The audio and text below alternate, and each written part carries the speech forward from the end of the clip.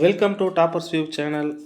நம்ம இந்த வீடியோவில் பார்க்க போகிறது இந்த டேட்டில் நடந்த எல்லா ஷிஃப்ட்லேயும் இருக்கக்கூடிய ஜென்ரல் சயின்ஸ் கொஷின்னு எழுதிட்டு வந்தவங்க சொன்னதை வச்சு எடுத்துருக்குது. ஓகேங்களா? ஸோ அரௌண்ட் இதில் ஒரு 50+ கொஷின்ஸ் வந்து இருக்கும் இந்த வீடியோவில். இதில் வெறும் கொஷின் மட்டும் ஆன்சர் அது மட்டும் இருக்காது, அந்த கொஷின் பற்றின டிஸ்கஷன்ஸ் இருக்கும். ஓகேங்களா? அதை சுற்றி இருக்கக்கூடிய பாயிண்ட் எல்லாமே வந்து சொல்லுவேன். அது மட்டும் இல்லாமல் அடுத்த ஷிஃப்ட்டில் இது எப்படி கேட்கலாம் அப்படின்ற ஐடியாவும் உங்களுக்கு வரும். ஓகேங்களா? இந்த வீடியோவை நீங்கள் ஃபுல்லாக பாருங்கள். நெக்ஸ்ட் ஷிஃப்ட்டு போகிறவங்களுக்கெல்லாம் ரொம்ப யூஸ்ஃபுல்லாக இருக்கும். ஓகேங்களா? இது வரைக்கும் நம்ம சேனலை சப்ஸ்கிரைப் பண்ணல அப்படின்னா சப்ஸ்கிரைப் பண்ணி வச்சுக்கோங்க. நம்ம வீடியோக்குள்ளே போயிடலாம். First question, which of the following reproduce by binary fission? Binary ஃபிஷனில் எந்த உயிரினம் ரீப்ரொடக்ஷன் பண்ணுது அப்படின்னு கேட்குறாங்க. இனப்பெருக்கம் பண்ணுது அந்த மெத்தட்லன்னு கேட்டிருக்காங்க. கரெக்டான ஆன்சர் வந்து லெஷ்மேனியா. ஓகேங்களா? நம்ம ஏற்கனவே பார்த்தது தான். பைனரி ஃபிஷனுக்கு என்னெல்லாம் எக்ஸாம்பிள் கொடுத்துருப்பாங்க அப்படின்னு பார்த்தீங்கன்னா, அமீபா,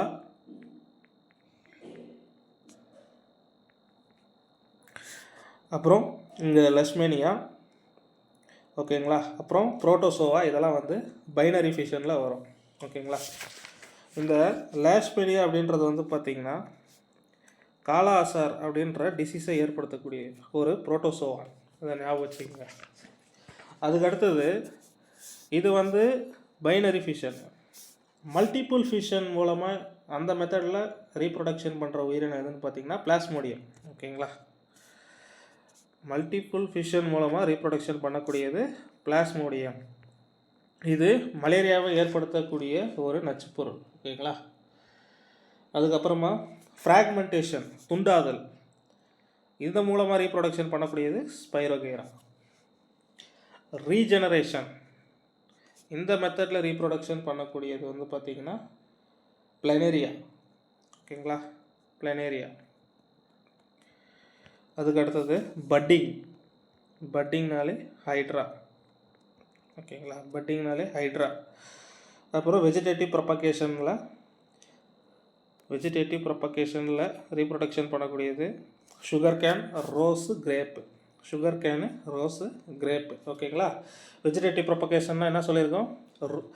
ஒரு தாவரத்தில் இருக்கக்கூடிய ரூட்டு, ஸ்டெம்மு, லீவ்ஸு, இது மூணுத்துலேருந்தும் மீண்டும் ஒரு உயிரினத்தை வர வைக்கிறது தான் வந்து பார்த்திங்கன்னா வெஜிடேட்டிவ் ப்ரொபகேஷன் அப்படின்னு சொல்லிட்டு சொல்கிறோம். இதன் மூலமாக நடக்கக்கூடிய உயிரிகள் சுகர் கேனு, ரோஸு, கிரேப்ஸு. ஓகேங்களா? லீவ்ஸில் வர வைக்கக்கூடியது பிரையோபில்லம். ஓகேங்களா? இலை மூலமாக பட்ஸை வர வச்சு வெஜிடேட்டிவ் ப்ரொபகேஷன் மூலமாக வளர வைக்கக்கூடியதுக்கு எக்ஸாம்பிள் பிரையோபில்லம். ஓகேங்களா? ஸ்போர் ஃபார்மேஷன், அதுவும் கேட்டிருக்காங்கன்னு சொன்னாங்க முன்னாடி, இப்போ இல்லை. ஓகேங்களா? ஸ்போர் ஃபார்மேஷனுக்கு எக்ஸாம்பிள் ரைசோபஸ். ஓகேங்களா? Rhizopus. Okay. Asexual reproduction method எல்லாமே அதுக்கான எக்ஸாம்பிள் சொல்லியாச்சு. ஓகேங்களா? இது மட்டும் இல்லாமல் நீங்கள் ஒரு தடவை ரீடு விட்டுக்குங்க. ஓகேங்களா? இப்போ ஃபிஷன்னா வந்து ரெண்டாக ஸ்ப்ளிட் ஆகி டிவிஷன் ஆகுது, அதே மாதிரி ஃப்ராக்மெண்டேஷன் எப்படி நடக்குது அப்படின்னு ஜஸ்ட் ஒரு ரீடு விட்டுட்டு போங்க. முக்கியமாக எக்ஸாம்பிள்ஸ் படிச்சிங்க. Next, ATP is generated by which of the following cell organs? ATP எந்த செல் ஆர்கன்ஸில் உற்பத்தி ஆகுது அப்படின்னு சொல்லி கேட்குறாங்க. ஓகேங்களா? ஏடிபினா அடினோசின் ட்ரைபாஸ்பேட்டு, அது மைட்டோகாண்ட்ரியாவில் உற்பத்தி செய்யப்படுது. ஓகேங்களா? மைட்டோகாண்ட்ரியாவை ஆற்றல் நிலையம், பவர் ஹவுஸ் அப்படின்னு சொல்லிட்டு சொல்லுவாங்க. ஓகேவா? ஏடிபியை எனர்ஜி காயின் அப்படின்னு சொல்லிட்டு சொல்லுவாங்க. லைசோசோம் வந்து நம்மளுக்கே தெரியும், சூசைடல் பேக். ஓகேங்களா? தற்கொலை பை அப்படின்னு சொல்லுவாங்க. ஏன்னா அந்த செல்லுக்கு எதிராக வரக்கூடிய நச்சு பொருளை அழித்து தானும் அழிஞ்சிறதுனால அப்படி சொல்லுவாங்க. ஓகேங்களா? இந்த வாக்யூல்ஸ் வாட்டர் போன்ற பொருட்களை சேமித்து வைக்குது. ஓகேங்களா? கோல்கை அப்பராட்டஸ் ஒரு டிரான்ஸ்போர்ட் மீடியமாக செயல்படுது செல்லுக்குள்ளே. ஓகேங்களா? நம்ம லாஸ்ட்டு வீடியோவில் வந்து செல்லை பற்றி எல்லாமே டீட்டெயிலாக சொல்லிட்டதுனால இதை பற்றி பார்க்க வேணாம். இந்த இடத்துல நம்ம அந்த ரெஸ்பிரேஷன் பற்றி பார்க்கலாம். ஓகேங்களா? ரெஸ்பிரேஷன். ஓகே, ரெஸ்பிரேஷன் வந்து கீழே இருக்குது, அந்த ஒரு கொஷினில் பார்த்துடலாம். ஓகேங்களா? அது சேர்த்து பார்த்துடலாம். இந்த question, next question, the gas evolved when sodium carbonate reacts with hydrochloric acid. இது வந்து உங்களுக்கு நான் சொல்லியிருக்கேன். என்னென்னா ஆசிட் அண்ட் பேஸ் லெசனில் மொத்தம் ஒரு 3 கண்டிஷன் தெரிஞ்சுக்கங்க. ஆசிடும் மெட்டலும் ரியாக்ட் ஆனால் நம்மளுக்கு ஒரு சால்ட் கிடைக்கும், ஹைட்ரஜன் கேஸ் ரிலீஸ் ஆகும். ஓகேங்களா, இது ஆசிடும் மெட்டலும் ரியாக்ட் ஆனால். செகண்டு, ஆசிடும் ஒரு மெட்டல் கார்பனேட், ஓகேங்களா, மெட்டல் கார்பனேட், இங்கே பாருங்கள் சோடியம் கார்பனேட் கொடுத்துக்கிறாங்க பாருங்கள், அந்த மாதிரி ஒரு மெட்டல் கார்பனேட் ரியாக்ட் ஆச்சுன்னா என்னென்னா கிடைக்கும்னா சால்ட் கிடைக்கும், வாட்டர் கிடைக்கும், ப்ளஸ்ஸு கார்பன் டை ஆக்சைடு கிடைக்கும். ஓகேங்களா, அப்போ இந்த கொஷின் நீங்கள் கேட்டுக்கிறதே அதுதான். எந்த கேஸ் எவால்வ் ஆகும், சோடியம் கார்பனேட்டும் HCl ஆசிடும் ரியாக்ட் ஆகும், அப்போது கார்பன் டை ஆக்சைடு தான் இது கரெக்ட் ஆன்சர். ஓகேங்களா, மூணாவதாக ஒரு கண்டிஷன் இருக்குது. ஆசிடும் மெட்டல் ஆக்சைடும் ரியாக்ட் ஆகும். ஆசிடும் மெட்டல் ஆக்சைடும் ரியாக்ட் ஆனால் ஒரு சால்ட்டும் வாட்டரும் மட்டும் கிடைக்கும். அவ்வளோதாங்க. ஓகேவா, இது 3 மட்டும் ஞாபகம் வச்சுக்கோங்க. இதே தான் மாற்றி மாற்றி கேட்பாங்க. இதுக்கு ஆன்சர் வந்து carbon di oxide. Okay, next question போயிடலாம். அந்த ரெஸ்பிரேஷன் பார்க்கலான்னு சொன்னால அந்த கொஸ்டின் தான். What is released in anaerobic respiration in animals? anaerobic ரெஸ்பிரேஷன்னா காற்றில்லா சுவாசம். ஓகேங்களா, அப்போது anaerobic ரெஸ்பிரேஷனில் ரிலீஸ் ஆகக்கூடியது வந்து பார்த்திங்கன்னா லாக்டிக் ஆசிட். அந்த டயக்ராமில் பார்த்தோன்னா நம்மளுக்கு தெளிவாக புரியும். இதுதான் வந்து இந்த ரெஸ்பிரேஷன் டயக்ராமு. நம்ம லைஃப் ப்ராசஸ்ன்ற லெசனில் இதை கொடுத்துருப்பாங்க. ஓகேங்களா, இப்போ இங்கே பாருங்கள், இங்கே வந்து ஆக்சிஜன் குறைபாடு அந்த இடத்துல வந்து நடந்துருக்குது. ஓகேங்களா, லேக் ஆஃப் ஆக்சிஜன் அந்த ஸ்டேஜில் வந்து பார்த்திங்கன்னா லாக்டிக் ஆசிடும் எனர்ஜியும் தான் கிடைக்கும். ப்ரெசன்ஸ் ஆஃப் ஆக்சிஜன்னா தான் அது வந்து காற்றுள்ள சுவாசம். ஓகேங்களா, அப்போ அந்த இடத்துல நம்மளுக்கு கார்போஹைட்ரேட்டும் எனர்ஜியும் கிடைக்கும். Carbohydrate, water, energy. ஓகேங்களா, எனர்ஜின்றது ATP. இது காற்றுள்ள சுவாசத்தில். லேக் ஆஃப் ஆக்சிஜன்னா ஆக்சிஜன் குறைவாக நடக்கக்கூடியது எங்கே நடக்குதுன்னா மசிலில் நடக்குது. அங்கே லாக்டிக் ஆசிடும் எனர்ஜியும் கிடைக்கும். ஓகேங்களா, ஆப்சன்ஸ் ஆஃப் ஆக்சிஜன் சுத்தமாகவே ஆக்சிஜன் இருக்காது. இந்த ரெஸ்பிரேஷன் ஈஸ்டில் நடக்குது. ஓகேங்களா, இங்கே எத்தனாலும் கார்பன் டை ஆக்சைடும் எனர்ஜியும் கிடைக்கிது. ஓகேங்களா, அதே மாதிரி இதையும் பார்த்துக்குங்க. குளுக்கோஸில் இருக்கக்கூடிய 6 கார்பன் மாலிக்யூலு பைரவேட்டில் 3 கார்பன் மாலிக்யூலாக மாறி அதுக்கப்புறம் தான் இந்த ஒரு 3 ப்ராசஸும் நடக்குது. ஓகேங்களா, காற்று அதிகமாக இருந்தால் மைட்டோகாண்ட்ரியாவில் இது நடக்கும். மசில்ஸில் லேக் ஆஃப் ஆக்சிஜன்ற ஸ்டேஜில் இது நடக்கும். Absence of oxygen in yeast இங்கே வந்து இந்த ப்ராசஸ் நடக்கும். ஓகேங்களா, நெக்ஸ்ட்டு பாருங்கள், correct answer option A, lactic acid.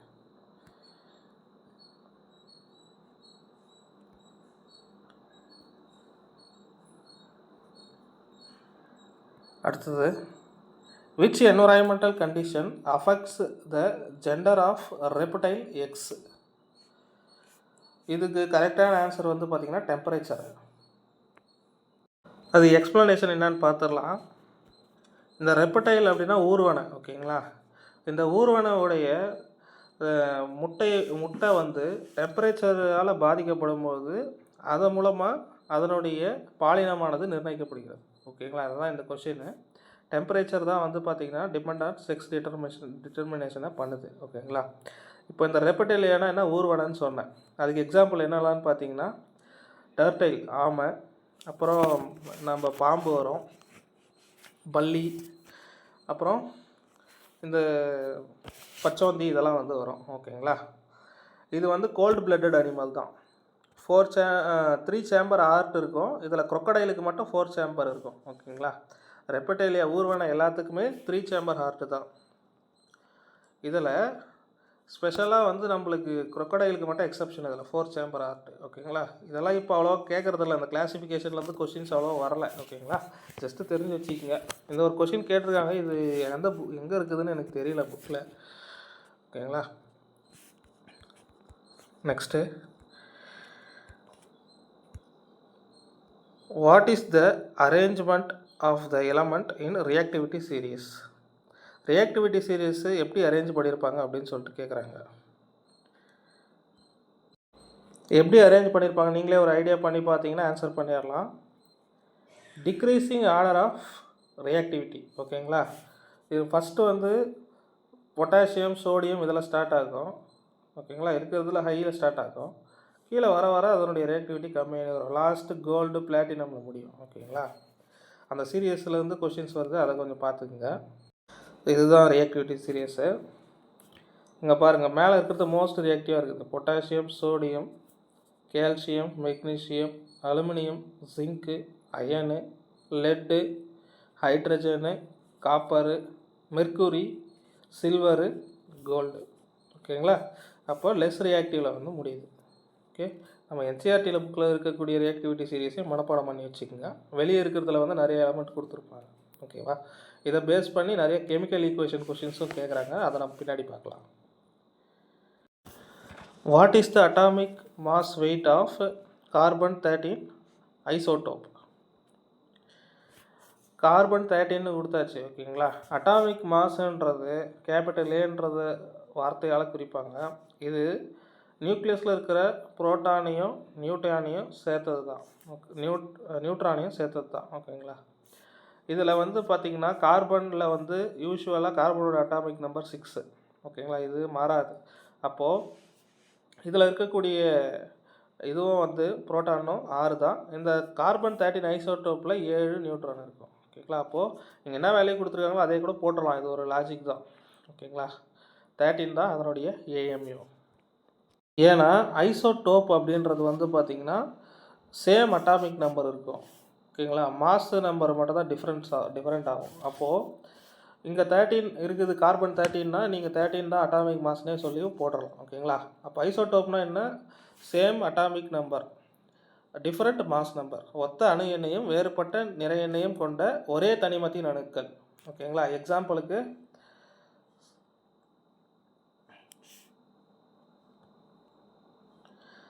ஓகேங்களா, same atomic number, different mass number. ஓகேங்களா, அது ரெண்டுத்தையும் கொண்ட ஒரே தனிமத்தின் அணுக்கள், சேம் எலமெண்ட், இது ரெண்டும் இப்படி இருந்தால் தான் இது ஐசோடோப். ஓகேங்களா, வேறு எக்ஸாம்பிள் என்ன கொடுத்துருப்பாங்க புக்கில் அப்படின்னு பார்த்தீங்கன்னா குளோரின் கொடுத்துருப்பாங்க.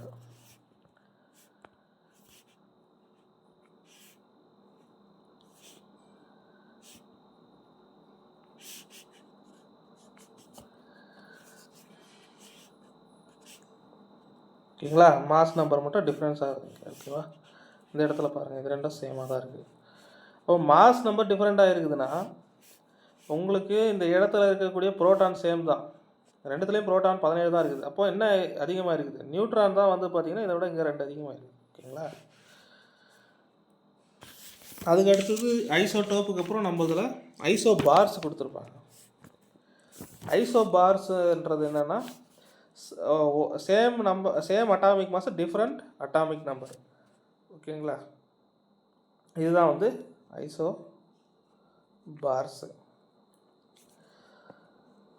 ஐசோடோப்போட யூசஸ் வந்து நம்ம புக்கில் கொடுத்துருப்பாங்க. இப்போது யுரேனியம்னு எடுத்துக்கிட்டிங்கன்னா அது நியூக்ளியர் ரியாக்டர்ஸில் யூஸ் ஆகுது. கோபால்ட் வந்து கேன்சர் ட்ரீட்மெண்ட்டுக்கு யூஸ் ஆகுது. அயோடின் வந்து காய்டர் ட்ரீட்மெண்ட்டுக்கு யூஸ் ஆகுது. நெக்ஸ்ட்டு போகலாமா? இது ஏற்கனவே சொன்னது தான் நம்ம.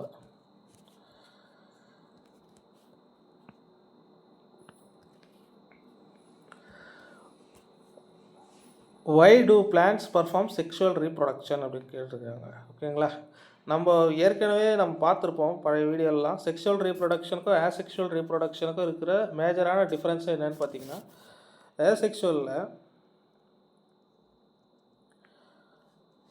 ஒரு உயிர் இருக்குன்னா அந்த உயிரியை ஒட்டியே தான் இன்னொரு உயிரி வளரும். எக்ஸாம்பிளுக்கு இதுலேருந்து பட் ஆகலாம், இல்லை இதுலேருந்து உடஞ்சி செப்பரேட்டாக வரலாம். ஓகேங்களா, இப்படி தான் வந்து வரும்.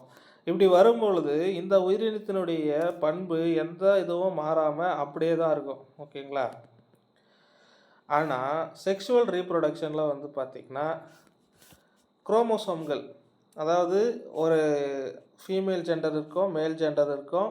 இது ரெண்டுத்துலேருந்து இதுலேருந்து ஸ்பெர்மோ இதுலேருந்து ஓவமோ வந்து சேர்ந்து இது ரெண்டுத்தையும் இவங்ககிட்டேருந்து பாதி குரோமோசோம் இவங்ககிட்டேருந்து பாதி குரோமோசோம் வந்து புதுசாக ஒரு ஜெண்டர் உருவாகும். ஓகேங்களா, இப்படி வர்றதுனால இதில் வேரியேஷன் அதிகமாக இருக்கும். இதுதான் பாயிண்ட்டு. செக்ஷுவல் ரீப்ரொடக்ஷனில் ஜெண்டர் வேரியேஷன் இருக்கும்.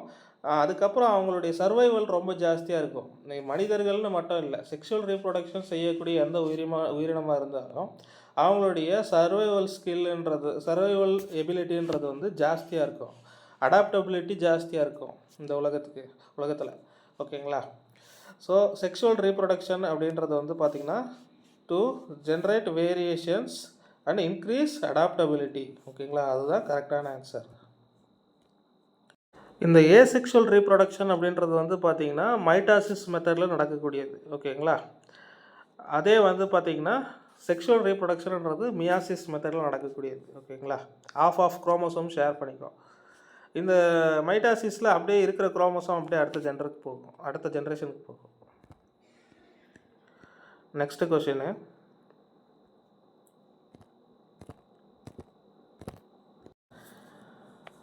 இது வந்து லைட்லேருந்து கேட்டிருக்காங்க sum. If the height of image formed is 3 times the height of object. ஓகேங்களா? Height of image formed is 3 times of height of object. ஓகேங்களா? தென் ஃபோக்கஸும் கொடுத்துட்டாங்க 12 cm. Find the image distance. என்னுடைய ஒரு சஜஷன் சொல்லிடுறேன். இந்த லைட்லேருந்து எதனா கொஞ்சம் காம்ப்ளிகேட்டாக இருக்கிற மாதிரி சம் வந்துச்சுன்னா ஸ்கிப் பண்ணிவிட்டு நீங்கள் போய் மற்ற கொஷின்லாம் போட்டு கடைசியாக டைமர் தான் வந்து சால்வ் பண்ணுங்கள். ஓகேங்களா? மற்றபடி ஈஸியாக இருக்குது, P= 1/f இதை மாதிரி கேட்குறாங்க, இல்லை எல்லா வேல்யூவும் கொடுத்துட்டு ஒரு வேல்யூ விட்டு கேட்குறாங்க அப்படின்னா மட்டும் போடுங்க. மற்றபடி இப்போ இதெல்லாம் வந்து பார்த்திங்கன்னா 2 ஃபார்முலா இன்வால்வ் ஆகும். Magnification = height of image divide by height of object வரும். அதுக்கப்புறம் அதிலேருந்து நம்ம இதை எடுத்துன்னு போய் அந்த மிரர் ஃபார்முலாவில் போடணும். ஓகேங்களா? இப்போ பார்க்கலாம் வாங்க அதை எப்படி போடுறதுன்னு சொல்லிட்டு. இப்போ வந்து நம்மளுக்கு ஃபோக்கல் லென்த்து 12ன்னு கொடுத்துட்டாங்க. அதுக்கப்புறம் height of image = 3 times of height of object அப்படின்னு கொடுத்துருக்குறாங்க. ஓகேங்களா? இதை நம்ம மேக்னிஃபிகேஷனுடைய இந்த ஃபார்முலாவில் போடும்போது இந்த ஹைட் ஆஃப் இமேஜ் இந்த ஹைட் ஆஃப் ஆப்ஜெக்ட்டும் ஹைட் ஆஃப் இமேஜும் கேன்சல் ஆகி m = 3ன்னு வந்துடும். ஓகேங்களா? மேக்னிஃபிகேஷனுக்கு ஒரு ஃபார்முலா இருக்குது. Magnification = distance of image distance divide by object distance. ஓகேங்களா? மைனஸில் வரும். நம்மளுக்கு எஃப் மட்டும் தான் இருக்குது. இங்கே நம்மளுக்கு கான்கேவ் மிரருக்கு எஃபோட வேல்யூ, ஃபோக்கல் லென்த்தோடைய வேல்யூ நெகட்டிவ். ஓகேங்களா? நிதானமாக இந்த சம்மை எழுதி வச்சுக்கோங்க. எழுதி வச்சு நீங்கள் அப்புறமா கூட போட்டு பாருங்கள். இந்த வீடியோ முடிச்சுட்டு கூட போட்டு பாருங்கள். ஓகேங்களா? ஒன்றும் எதுவும் இல்லை, நான் ஜஸ்ட்டு இதை எக்ஸ்பிளைன் பண்ணிடுறேன் எப்படி போடுறது அப்படின்னு சொல்லிட்டு. F = -12 வரும். ஏன்னா கான்கேவ் மிரருக்கு ஃபோக்கல் லென்த்து 12. ஓகேங்களா? அதுக்கப்புறம் பாருங்கள், மேக்னிஃபிகேஷன் 3ன்னு தெரியும். இந்த இடத்துல V/Uன்னு வச்சுக்கிறாங்க. வியோட வேல்யூ எடுத்துன்னு போகிறாங்க. ஏன்னா நம்மளுக்கு இந்த இடத்துல வந்து இமேஜ் டிஸ்டன்ஸ் தான் நம்மளுக்கு தெரியும். ஓகேங்களா? அதனால் இந்த ஈக்குவேஷனில் போட்டால் F கண்டுபிடிச்சிட்டோம். இந்த இடத்துல நம்மளுக்கு வியோட வேல்யூ இருக்குது. இங்கே போட்டால் நம்ம U வந்து கண்டுபிடிச்சிடலாம்.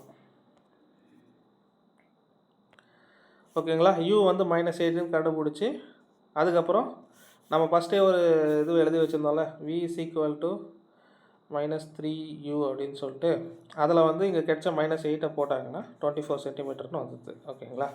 இந்த கொஷனுக்கு ஆன்சர் 24 cm. இந்த லைட் சம்மை பொறுத்த வரைக்கும் புக்கில் கொடுத்துருக்கிற எக்ஸாம்பிள் சம்ஸு, அதுக்கப்புறம் இந்த மாதிரி எங்கன்னா நீங்கள் மார்க் டெஸ்ட்டில் பார்த்தாலோ இல்லை இந்த மாதிரி சம்மையோ நீங்கள் எழுதி வச்சு ஒரு 3-4 டைப் சம்மை நல்லா ப்ராக்டிஸ் பண்ணிட்டு போங்க. ஓகேங்களா? சரி, next question. When an object falls from a height, the potential energy changes into kinetic energy தான். ஓகேங்களா? நம்மளுக்கு தெரிஞ்ச ஒரே எக்ஸாம்பிள் என்ன பொட்டன்ஷியல் எனர்ஜிக்கு புக்கில் கொடுத்துருக்குறது டேம் தான். டேமில் தேக்கி வைக்கப்பட்டு இருக்கக்கூடிய நீர் பொட்டன்ஷியல் எனர்ஜி. அது ஃபால் ஆனால் அது கைனெட்டிக் எனர்ஜி. ஓகேங்களா? அப்போது potential energy plus kinetic energy = constant. ஓகேங்களா? இன்னும் ஒரு சில டைப்லலாம் கொஷின்ஸ் கேட்பாங்க. ஒரு பால் வந்து நம்ம ஒரு பில்டிங் இருக்குது, இங்கேருந்து நம்ம பாலை கீழே போடுறோம். இதனுடைய சென்டர் பாயிண்டில் பொட்டன்ஷியல் எனர்ஜி அதிகமாக இருக்குமா, கைனெட்டிக் எனர்ஜி அதிகமாக இருக்குமா? ஓகே, அந்த மாதிரி கேட்பாங்க. இந்த மாதிரி ஆப்ஷன் கொடுத்துருப்பாங்க. இந்த மாதிரி ஆப்ஷன் கொடுத்துருப்பாங்க. என்ன ஆன்சர்னால் சென்டர் பாயிண்டில் பொட்டன்ஷியல் எனர்ஜியும் கைனெட்டிக் எனர்ஜியும் ஈக்குவலாக தான் இருக்கும். ஓகேங்களா? மேலே இருக்கும்போது பொட்டன்ஷியல் எனர்ஜி தான் ஜாஸ்தியாக இருக்கும். கீழே மோஷன் இது கீழே வர வர கைனெட்டிக் எனர்ஜி தான் ஜாஸ்தியாக வரும். நடு பாயிண்டில் ரெண்டுமே ஈக்குவலாக இருக்கும். அதுக்கப்புறம் கைனெட்டிக் எனர்ஜி ஜாஸ்தியாகவே போகும். ஓகேங்களா? கைனெட்டிக் எனர்ஜிக்கு என்ன formula? Kinetic energy is equal to 1/2 mv². Potential எனர்ஜிக்கு mass into gravity into height.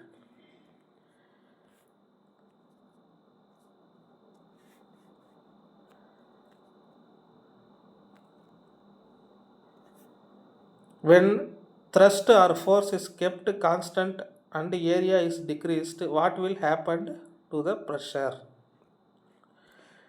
Area வந்து டிக்ரீஸ் ஆனால் ப்ரெஷர் என்ன ஆகும்? இதுதான் கொஷின். நம்மளுக்கு ப்ரெஷருக்கு ஃபார்முலா எழுதிக்கணும். Pressure is equal to force or த்ரஸ்ட்டுன்னு கூட சொல்லலாம் இதை. ஓகேங்களா? By area. அப்போது ப்ரெஷருக்கும் ஏரியாவுக்கும் இருக்கிற ரிலேஷன்ஷிப்பு இன்வெர்ஸ்லி ப்ரொபோர்ஷனல். அப்போ நம்ம சொல்லிடலாம், ஏரியா வந்து நம்மளுக்கு டிக்ரீஸ் ஆகுது அப்படின்னா ப்ரெஷர் நமக்கு இன்க்ரீஸ் ஆகும். ஓகேங்களா? ப்ரெஷருடைய எஸ்ஐ யூனிட் பாஸ்கல்.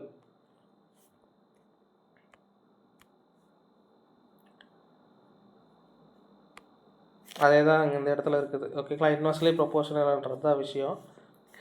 அதே மாதிரி த்ரஸ்ட்டுக்கான எஸ்ஐ யூனிட் வந்து பார்த்திங்கன்னா வெறும் நியூட்டன் மட்டும்தான், ஏரியா வராது. ப்ரெஷருக்கு வர மாதிரி ஏரியா த்ரஸ்ட்டுக்கு வராது. த்ரஸ்ட்டும் ஃபோர்ஸும் ஒன்று தான். ஓகேங்களா? அந்த மாதிரி ஞாபகம் வச்சுக்கோங்க. Next, which of the following is unsaturated hydrocarbon? எது நிறைவுறாத ஹைட்ரோகார்பன் ஆப்ஷனில் இருக்கிறதுல?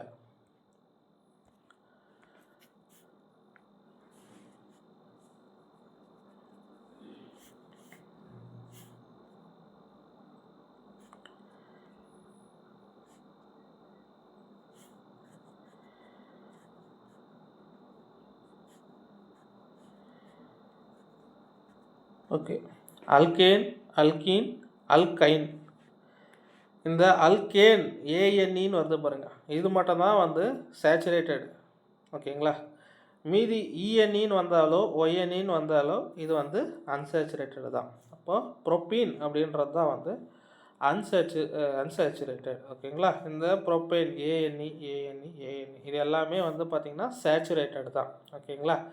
இப்போ இந்த அல்கேனுக்கு என்ன ஃபார்முலா?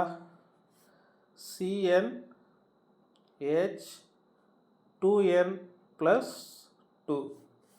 அல்கீனுக்கு CnH2n.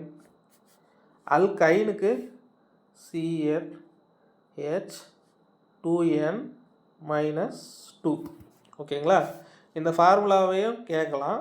அப்படி இல்லைன்னா இதை பேஸ் பண்ணி நீங்கள் ஃபார்முலா இதில் சப்ஸ்டியூட் பண்ணி போடுற மாதிரியும் போடலாம். இந்த எண்ணோட வேல்யூ நம்ம போட்டால் ஒன்றுத்துக்கும் ஃபார்முலா வரும். இப்போ எக்ஸாம்பிளுக்கு இதில் பியூட்டைன் இருக்குது. ஓகேங்களா? இதில் பியூட்டுன்னு இருக்குது பாருங்கள்.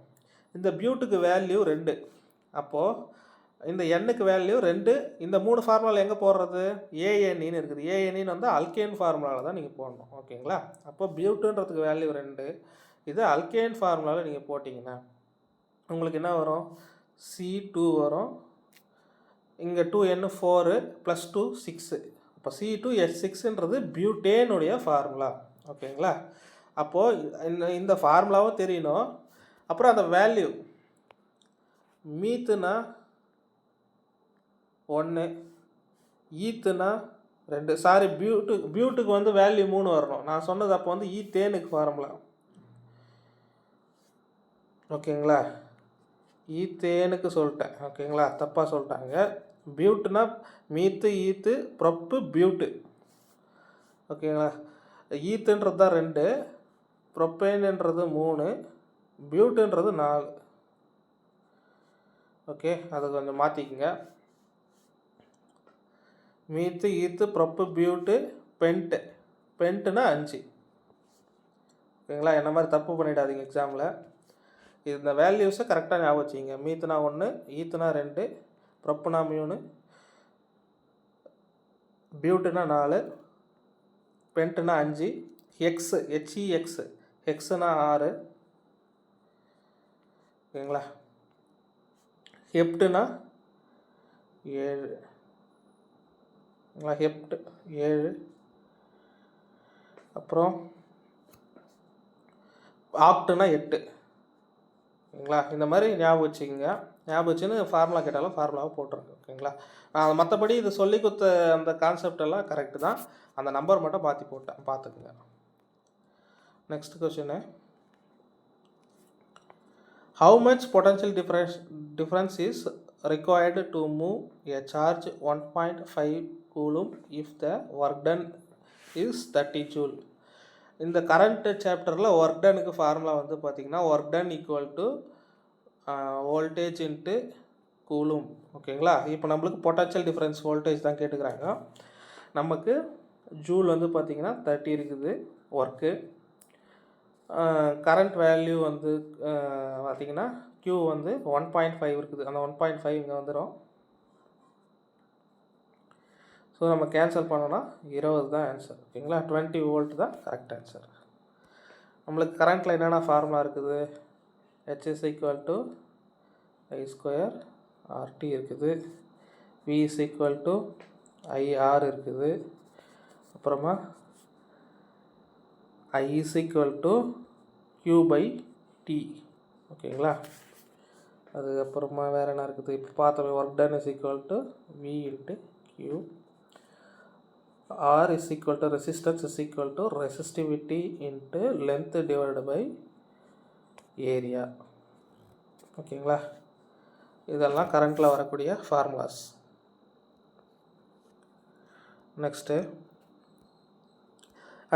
atomic number is equal to which of the following? Atomic number is equal to number of protons in nucleus, ஓகேங்களா. Atomic mass is equal to number of proton plus neutron in nucleus, ஓகேங்களா. Atomic மாஸை capital ஏன்னு குறிப்பிடுவாங்க, atomic நம்பரை capital இசட்னு குறிப்பிடுவாங்க, simple, ஓகேங்களா.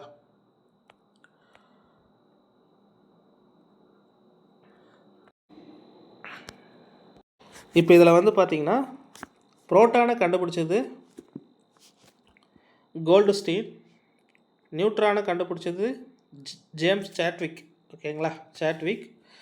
அப்புறம் எலக்ட்ரானை கண்டுபிடிச்சது J Thomson, நியூக்ளியஸை கண்டுபிடிச்சது Rutherford, ஓகேங்களா.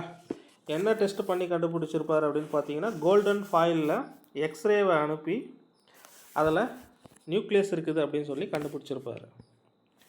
அதே மாதிரி நீல்ஸ் போர் அப்படின்றவர் வந்து பார்த்திங்கன்னா நம்ம ஆர்பிட்ஸ் இருக்குது பார்த்திங்களா, எலக்ட்ரான் ஆற்றல் மட்டங்கள், இந்த எனர்ஜி ஸ்டேஜஸை இவர் கண்டுபிடிச்சிருப்பார், ஓகேங்களா. இந்த எலக்ட்ரான்ஸ் வந்து எவ்வளோ இருக்கலாம் ஒரு செல்லில், அதுக்கப்புறம் இந்த டிஸ்ட்ரிபியூஷன்ஸ் ஆஃப் ஆர்பிட்டு, இதை பற்றியெல்லாம் சொன்னவர் தான் வந்து பார்த்திங்கன்னா Niels Bohr. Okay, next question போகலாம். இந்த கர்சன் சைன் கன்வென்ஷன், இந்த cartesian sign convention all distances are measured from the which of the point, எந்த பாயிண்ட்டை பேஸ் பண்ணி இந்த கர்சன் சைனுன்றது இது பண்ணுறாங்க அப்படின்னு கேட்குறாங்க, ஓகேங்களா. கர்சன் சைன் அப்படின்றது வந்து பார்த்திங்கன்னா நம்ம புக்கில் கொடுத்துருப்பாங்க, ஒரு டயக்ராம் போட்டு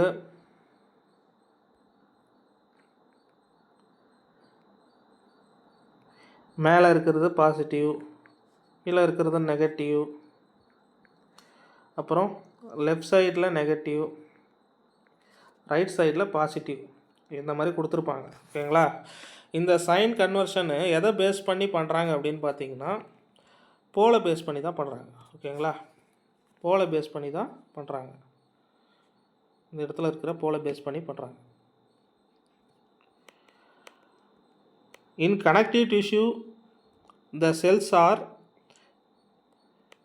which of the in connective tissue cells are எந்த மாதிரி இருக்கும் அப்படின்னு கேட்குறாங்க. அந்த connective cells are which of the following, எந்த மாதிரி ஸ்ட்ரக்சரில் இருக்கும் அப்படின்னு சொல்லி கேட்குறாங்க, ஓகேங்களா. கரெக்ட் ஆன்சர் வந்து பார்த்தீங்கன்னா லூஸ்லி பவுண்டட். கனெக்டிவ் டிஷ்யூ அப்படின்றது வந்து பார்த்திங்கன்னா நம்ம 9th புக்கில் கொடுத்துருப்பாங்க. என்னெல்லாம் கனெக்டிவ் டிஷ்யூவாக கொடுத்துருப்பாங்கன்னா பிளட்டு, டெண்டான், லிக்மெண்ட், கார்டிலேஜ், அப்புறம் ஏரியோலர், அடிப்போஸ். இப்போ பிளட்டுன்றது நம்மளுக்கு தெரியும், plasma, white blood cell, red blood cell, அதுக்கப்புறம்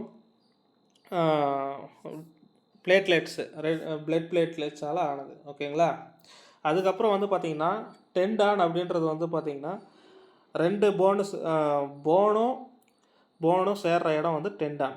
போனும் மசிலும் சேர்ற இடம் வந்து பார்த்திங்கன்னா டெண்டானு. போனும் சேர்ற இடம் லிக்மெண்ட்டு. ஓகேங்களா. போனும் மசிலும் சேர்ற இடம் டெண்டானு, போனும் சேர்ற இடம் லிக்மெண்ட்டு. கார்டிலேஜ் அப்படின்றது வந்து பார்த்திங்கன்னா இந்த ஹேரால் பேக் ஆன மாதிரி இருக்கும் அந்த போனு. நம்ம குருத்து எலும்பு, மூக்கு, காது இந்த இடங்கள்லாம் வந்து இந்த கார்டிலேஜ் எலும்பானது காணப்படும். ஓகேங்களா. அதுக்கப்புறம் இந்த ஏரியோலர் கனெக்டிவ் டிஷ்யூ அப்படின்றது ஸ்கின்னும் மசிலும்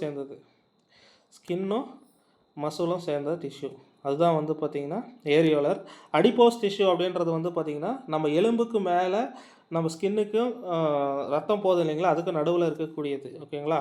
கொழுப்புகளை சேகரித்து வைக்கும் இந்த அடிப்போஸ் டிஷ்யூ. ஓகேங்களா. இதெல்லாம் தான் வந்து கனெக்டிவ் டிஷ்யூவாக இருக்கும். கொஸ்டின் என்னன்னா கனெக்டிவ் டிஷ்யூ வந்து எந்த மாதிரி இருக்குது, டைட்லி பவுண்டடாக இருக்குமா இல்லை லூஸ்லி பவுண்டடாக இருக்குமான்றதான் கொஸ்டின். லூஸாக தான் பவுண்டாக இருக்கும். நம்ம பார்த்தது எல்லாமே வந்து ஒரு connective tissues. Next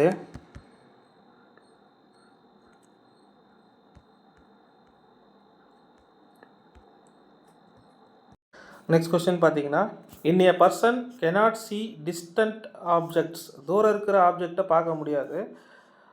but see nearby objects clearly, கிட்ட இருக்கக்கூடிய ஆப்ஜெக்ட்ஸை பார்க்க முடியும், தூரம் இருக்கக்கூடிய ஆப்ஜெக்ட்ஸை பார்க்க முடியாது. இந்த டிஃபெக்ட்டுக்கு பேர் என்ன அப்படின்னு சொல்லிட்டு கேட்குறாங்க. ஓகேங்களா. இந்த டிஃபெக்ட்டுக்கு பேர் மயோஃபியா. மயோஃபியா அப்படின்னா கிட்ட பார்வை அப்படின்னு சொல்லி தமிழில் சொல்லுவோம். கிட்ட மட்டும் தான் பார்க்க முடியும், தூரம் இருக்கிறது வந்து பிளர்ராக தெரியும். ஓகேங்களா. இதை சரி பண்ணுறதுக்கு நம்ம எந்த லென்ஸ் யூஸ் பண்ணுவோம் அப்படின்னு பார்த்தீங்கன்னா கான்கேவ் லென்ஸை நம்ம இதுக்கு யூஸ் பண்ணுவோம். இதே ஹைப்பர் மயோஃபியா அப்படின்னு பார்த்தீங்கன்னா தூரம் இருக்கிறது மட்டும் தான் தெரியும், கிட்ட இருக்கிறது பிளர்ராக தெரியும். ஓகேங்களா. இதுக்கு வந்து நம்ம கான்வெக்ஸ் லென்ஸ் யூஸ் பண்ணுறோம். இதுக்கப்புறம் பார்த்தீங்கன்னா பிரிஸ்மயோபியான்னு ஒன்று நம்ம புக்கில் கொடுத்துருப்பாங்க. ஓகேங்களா.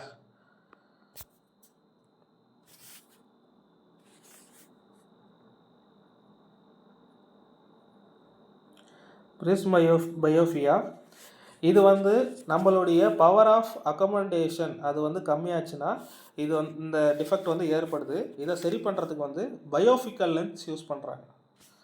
ஓகேங்களா. பயோஃபோக்கல் லென்ஸ் வந்து யூஸ் பண்ணுவாங்க. இந்த பயோஃபோக்கல் லென்ஸ் ஆனது வந்து பார்த்திங்கன்னா கான்கேவ் லென்ஸ், கான்வெக்ஸ் லென்ஸ் ரெண்டும் சேர்ந்ததாக ஆனது. ஓகேங்களா. இப்படி இந்த ஒரு லென்ஸ் இருக்குன்னா இதனுடைய அப்பர் பார்ட்டு கான்கேவ் லென்ஸாலேயும் லோயர் பார்ட் வந்து கான்வெக்ஸ் லென்ஸாலேயும் ஆனது தான் பார்த்திங்கன்னா பயோஃபோக்கல் லென்ஸு. இது பிரிஸ்பயோஃபியாவுக்கு யூஸ் பண்ணுறாங்க. இந்த 3 டிஃபெக்ட் தான் நம்ம புக்கில் கொடுத்துருக்குறாங்க. ஓகேங்களா. அஸ்டிகாமாட்டிசம், நைட் பிளைண்ட்னஸ்லாம் வந்து பார்த்திங்கன்னா இப்போ நைட் பிளைண்ட்னஸ்லாம் வந்து வைட்டமின் குறைபாடால் வரக்கூடியது. ஓகேங்களா.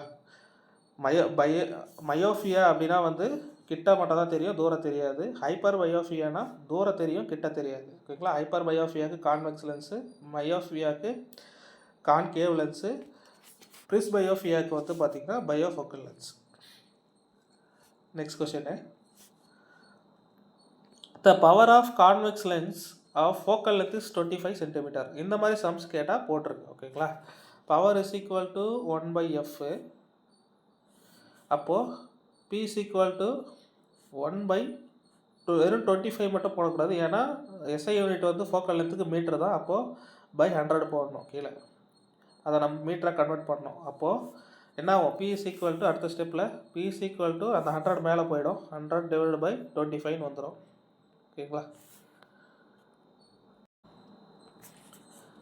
ஒரு இஸ் ஈக்குவல் டு 100/25 வந்துடும். ஓகேங்களா? 25 வந்துச்சுன்னா P is equal to 4 டயாப்டரு. அப்போது 4னா நம்ம வெக்ஸலன்ஸ்னால் இங்கே ப்ளஸ் தான் போடணும். +4 டயாப்டர் இங்கே ஆப்ஷனில் கொடுக்கவில்லையா? ஓகே, 4 டயாப்டர் தான் ஆன்சர் இருக்குது. ஓகேங்களா? 4 டயாப்டர் ஆப்ஷன் இங்கே தப்பாக இருக்குது, அதுதான் விஷயம், வேறு ஒன்றும் இல்லை.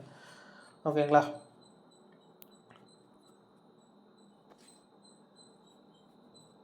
Next, when does work become 0? எப்போல்லாம் வந்து ஒர்க்கு 0வாக இருக்கும்? Correct answer when displacement is 0. அப்போ தான் வந்து ஒர்க்கு 0வாக இருக்கும். இப்போது ஒர்க்குன்றது வந்து பார்த்திங்கன்னா force into displacement into cos theta formula இருக்குது. ஓகேங்களா? நம்ம பெருசாக கான்செப்டெல்லாம் கூட தெரிஞ்சிக்க தேவையில்லை, இந்த ஃபார்முலா தெரிஞ்சிக்கினாலே போதும். இப்போ வந்து இந்த இடத்துல டிஸ்பிளேஸ்மெண்ட்டு 0 அப்படின்னா நம்ம ஆட்டோமேட்டிக்காக ஒர்க்கு 0ன்னு போட்டுடலாம். அதுக்கு நம்மளுக்கு டிஸ்பிளேஸ்மெண்ட்டுனா என்னென்னு தெளிவாக தெரியணும். டிஸ்பிளேஸ்மெண்ட் எப்போல்லாம் 0வாக இருக்குன்னு நம்மளுக்கு தெரியணும். இப்போது ஒரு ஆப்ஜெக்ட், இப்போது சன் இருக்குது, சன்னை சுற்றி மூணு சுற்றி வருதுன்னு வச்சுக்கோங்க, எர்த்தை சுற்றி வருதுன்னு வச்சுக்கோங்க. இந்த எர்த்து எவ்வளோ டிஸ்பிளேஸ் ஆகிருக்குதுன்னு கேட்டாலுமே அதுவுமே 0 தான். ஏன்னா ஒரு பார்ட்டிக்கல் சர்க்குலராக சுற்றி வந்தால் அதனுடைய டிஸ்பிளேஸ்மெண்ட்டு கிடையாது அதுக்கு. ஓகேங்களா? டிஸ்பிளேஸ்மெண்ட் அங்கே 0 தான்.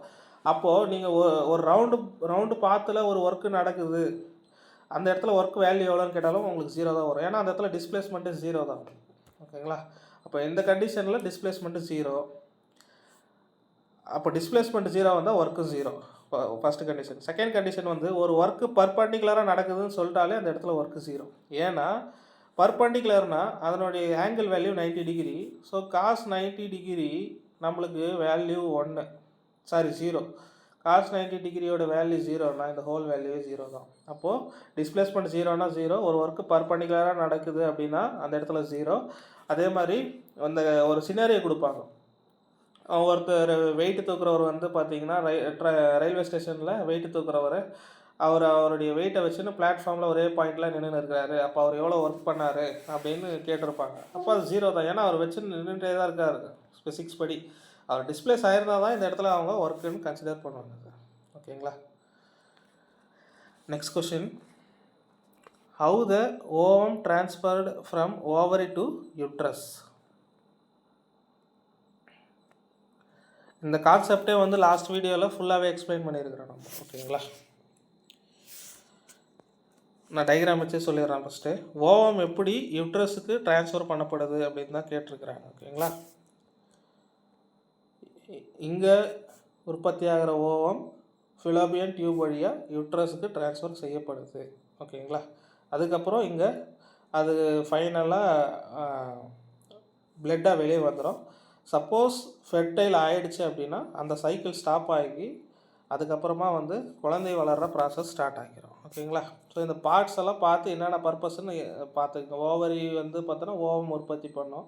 ஃபிலோபியன் டியூப்பில் ஃபெர்டிலைசேஷன் நடக்கும். கருப்பையில் வந்து கரு வளரும். ஓகேங்களா? இங்கே தான் ஃபெர்டிலைசேஷன் நடக்கும், இங்கே கரு வளரும். ஓகேங்களா? வெஜினாவும் செர்விக்ஸும் ஸ்பெர்மை ரிசீவ் பண்ணும். ஓகேங்களா? இப்போ இதுக்கு கரெக்ட் ஆன்சர் வந்து ஃபெலோபியன் டியூப்.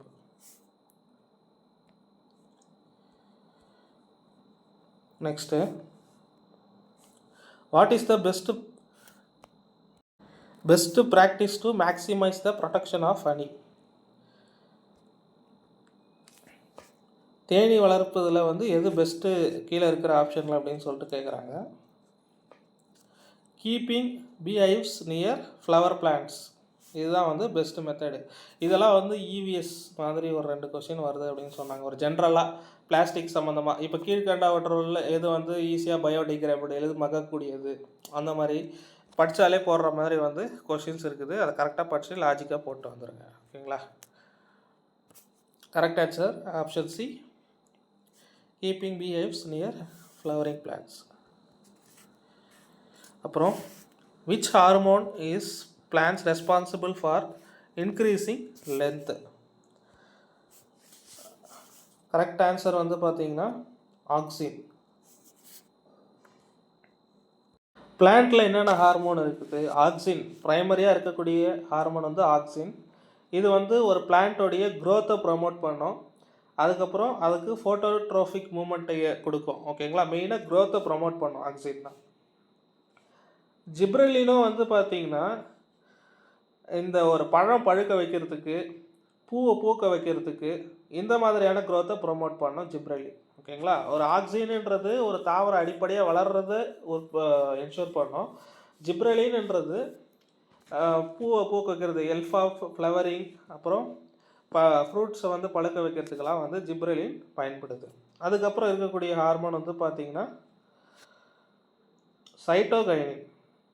சைட்டோகைனின்னாலே அது செல் டிவிஷன் நடக்கிறதுக்கு முக்கிய காரணமாக இருக்குது. இந்த ஹார்மோன் பிளான்ட்ஸில் செல் டிவிஷன் நடக்கிறதுக்கு காரணமாக இருக்கக்கூடிய ஹார்மோன் சைட்டோகைனின்.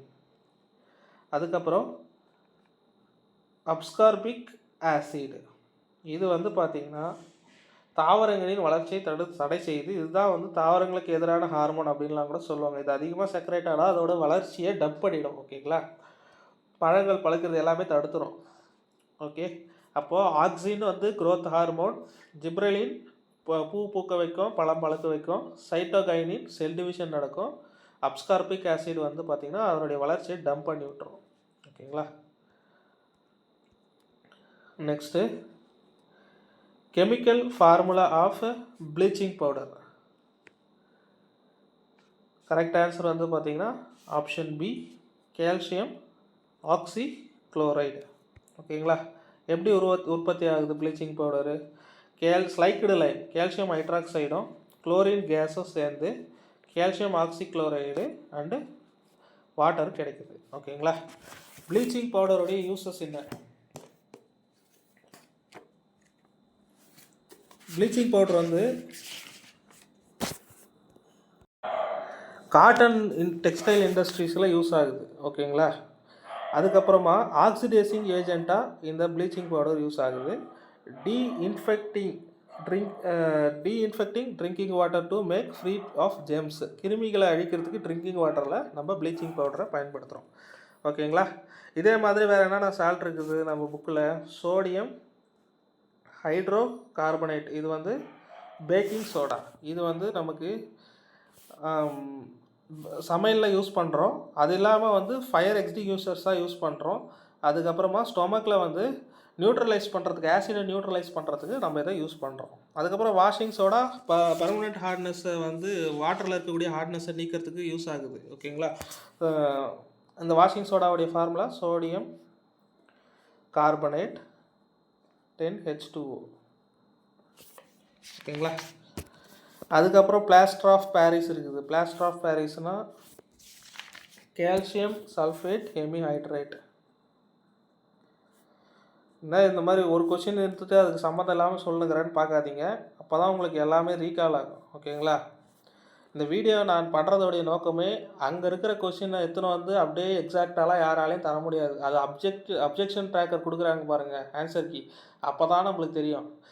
அவங்க சொல்கிறத வச்சு இந்த ஏரியாலாம் கொஷின் வந்துக்குதுன்னா அப்போ அதை சம்மந்தமாக எல்லாமே சொன்னால் தான் உங்களுக்கு இந்த ஒரு வீடியோ ஒரு 40 நிமிஷம் 45 நிமிஷம் பார்க்குறீங்கன்னா உங்களுக்கு எல்லாம் ரீகால் பண்ண மாதிரி இருக்கும். ஓகேங்களா, கால்சியம் சல்ஃபேட் ஹெமிஹைட்ரேட், இது பிளாஸ்டர் ஆஃப் பாரிஸ். இது எங்கெல்லாம் யூஸ் பண்ணுறாங்க? சிலை வடிக்கிறதுக்கு, அப்புறம் மாவு கட்டு போடுறோம் இல்லையா, எலும்பு கூடுறதுக்கு, அந்த இடத்துல யூஸ் பண்ணுறோம்.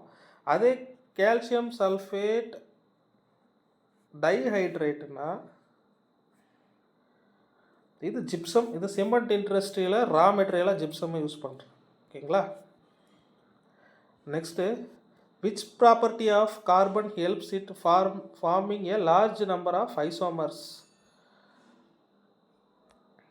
இங்கே பாருங்கள், கார்பன் வந்து லார்ஜ் நம்பர் ஆஃப் ஐசோமர்ஸை உருவாக்குறதுக்கு காரணமான ப்ராப்பர்ட்டியே வந்து பார்த்திங்கன்னா கேட்டினேஷன் தான். இது கார்பன்ன்ற லெசனில் தெளிவாக கொடுத்துருப்பாங்க.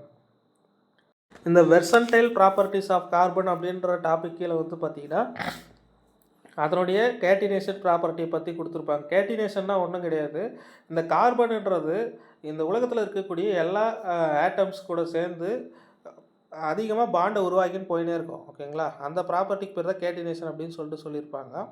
அதுக்கப்புறம் இந்த ஹோமோலகஸ் சீரியஸ் அப்படின்ற ஒரு விஷயமும் சொல்லியிருப்பாங்க. ஒரு சீரியஸ் ஹோமோலகஸ் சீரியஸ் அப்படின்றது வந்து பார்த்திங்கன்னா அதுக்கு என்னென்ன பண்புகள் இருக்கணும்னா சேம் ஃபங்க்ஷனல் குரூப்பாக இருக்கணும். ஓகேங்களா, அதுக்கப்புறம் அதனுடைய காமன் டிஃப்ரெண்ட் வந்து சேம் ஃபங்க்ஷனல் குரூப்பாக இருக்கணும். அதனுடைய காமன் டிஃப்ரென்ஸ் வந்து CH2 இருக்கணும். அதனுடைய மோலார் மாஸ், அதாவது அதனுடைய மோலார் மாஸ் டிஃப்ரென்ஸ் வந்து 14 AMU இருக்கணும். இந்த மாதிரிலாம் சொல்லியிருப்பாங்க. ஓகேங்களா? இது கார்பன் லெசனில் வந்து கொஷின் எடுக்கிறாங்க, அதை கொஞ்சம் பார்த்துங்க. இந்த கேட்டினேஷன்னா என்ன, டெட்ரா வேலன்சினா என்ன, அதுக்கப்புறம் ஃபங்க்ஷனல் குரூப்பெலாம் நம்ம பல தடவை சொல்லிட்டோம். ஃபங்க்ஷனல் குரூப்பில் வந்து இப்போ ஆல்கஹால்னு எடுத்து OHன்னு வந்துச்சுன்னா அது வந்து ஆல்கஹால் ஃபங்க்ஷனல் குரூப்பு குறிக்கும்.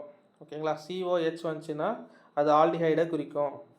அப்புறம் CO வந்துச்சுன்னா C+O வந்துச்சுன்னா அது கீட்டோனை குறிக்கும். அப்புறம் COOHன்றது கார்பாக்சிலிக் ஆசிடை குறிக்கும். இதெல்லாம் வந்து ஃபங்க்ஷனல் குரூப்பினுடைய ஐடென்டிட்டியாக நம்ம பார்க்கலாம். ஓகேங்களா? நெக்ஸ்ட்டு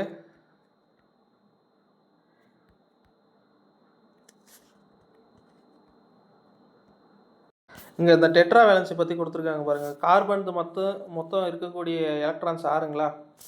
இப்போது ஃபஸ்ட்டு ஷெல்லில் 2 ஆக்குபை ஆகிடுமா? அப்போ செகண்ட் ஷெல்லில் 4 இருக்கும். ஓகேங்களா?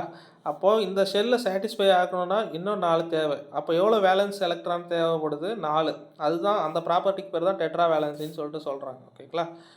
ஸோ இதை பூர்த்தி பண்ணுறதுக்கு தான் வந்து பார்த்திங்கன்னா நிறையா பாண்டு வைக்குது. ஓகேங்களா? நிறைய ஐசோமர்ஸை சேர்ந்து உருவாக்குது.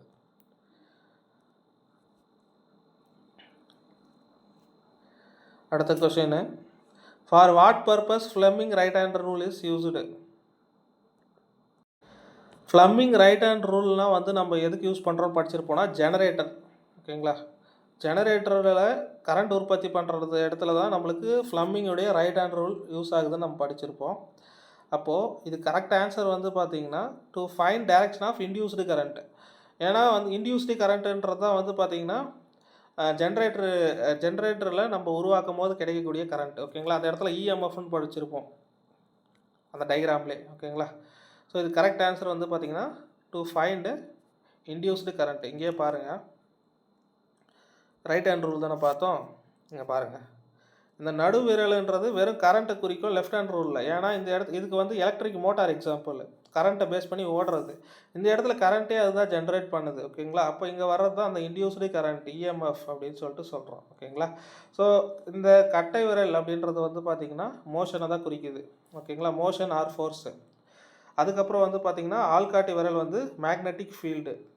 இது சேமாக தான் இருக்கும். கட்டை விரல் வந்து ஃபோர்ஸ் ஆர் மோஷனு, இது வந்து மேக்னெட்டிக் ஃபீல்டு. இதுதான் வந்து பார்த்திங்கன்னா EMF குறிக்கும் ரைட் ஹேண்ட் ரூலில், இது கரண்ட்டு குறிக்கும் லெஃப்ட் ஹேண்ட் ரூலில். ஓகேங்களா? Fleming right hand rule is for generators, left hand rule is for motors. Next, in which of the following does asexual reproduction occur by fragmentation? Correct answer வந்து பார்த்திங்கன்னா blue green ஆல்கி. ஓகேங்களா? Blue green algae தான் வந்து fragmentation மூலமாக ஆசெக்சுவல் reproduction பண்ணுது. இதை பற்றி first கொஷின்லேயே டீட்டெயிலாக பார்த்துட்டோம், அதனால் நெக்ஸ்ட் போயிடலாம். சிப்கோ மூமெண்ட்டுன்னு சொல்லிட்டு ஒரு மூமெண்ட் நடக்கும் இல்லையா? அது சம்மந்தமாக எது வந்து நடந்துச்சு, அதை பற்றி எது கரெக்டுன்னு சொல்லி கேட்டிருக்காங்க. கரெக்ட் ஆன்சர் வந்து பார்த்திங்கன்னா this movement started after the permission of cut trees was given. அதாவது மரங்களை வெட்ட அனுமதி கொடுத்த அப்புறம் இந்த மூமெண்ட் ஆனது ஸ்டார்ட் ஆச்சு. ஓகேங்களா? சிப்கோ மூமெண்ட்டுன்றது 1970 வாக்கில் வந்து காடுகளை பாதுகாப்பதற்காக தொடங்கப்பட்டது. சிப்கோ மூமெண்ட் அப்படின்னா வந்து ஹக்கிங் மூமெண்ட்டுன்னு பேர். மரத்தங்களை வெட்டாமல் போய் கட்டி பிடிச்சிப்பாங்க. ஓகேங்களா? இது இந்த ராஜஸ்தான் பகுதி, உத்தரகாண்ட் பகுதிகளில் வந்து 1970களில் இந்த மூமெண்ட் வந்து ஸ்டார்ட் ஆச்சு. ஓகேங்களா? ஸோ இதை பற்றி ஜென்ரலாக ஒரு கொஷின் கேட்டிருக்கேன்.